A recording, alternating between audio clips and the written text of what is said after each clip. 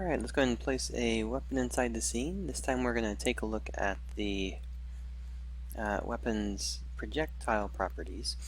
We looked at before where the projectile, like the scale, the actual settings of the visual object. Actually, here, let's go ahead and set one in. Alright, so if we place a pickup item in the scene, so I just went to here and placed it in. This is going to be the one that comes with the item, so whatever developer placed it in is going to have that one. Now, its properties, its color, its size, its scale, its triggerable state, those are all going to be found here because you're going to be able to adjust individually how each one is interacted with. When you get down to here, you'll notice all these are tagged with 1. That means this is for the primary fire for the weapon. And I may say projectile or bullet, either one, it's all referring to the same thing.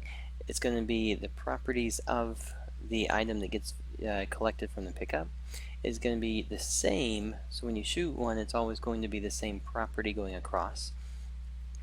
Let's go ahead and start off by going to the ammo's primary feature, which is going to be the how much ammo is available. By default, these are set to 0.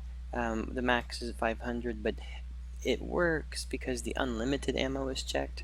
If you were to uncheck this, then you would get an empty fire when you shoot, and you would actually have to go get a pickup item to be able to shoot with. If we want, though, let's just do this here.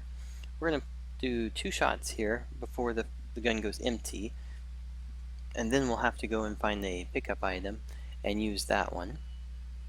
Now, along with it, though, let's go over to the pickup primary part.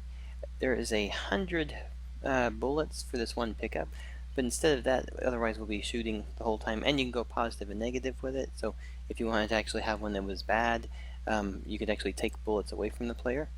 We'll say that it's going to have 10 points on pickup, and then the pickup, meaning the actual bullets that come out, are going to be non-picked up again. For instance of this would be like if you wanted to throw a rock, and then you wanted to go collect the rock, or you wanted to throw a boomerang, and you want to go collect the boomerang again. You can do that, and then based on it, you could say each one you pick up is worth 1 point again, if 1 point or 1 bullet, 1 projectile. Alright, so we'll say it's going to be 10 value for this one.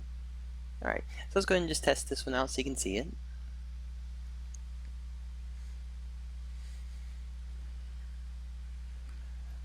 So what we're going to do is go across. Now I'm going to collect this. Now I have 2 shots. So if I shoot twice, oh, actually it looks like it's only 1 shot on that one. Okay.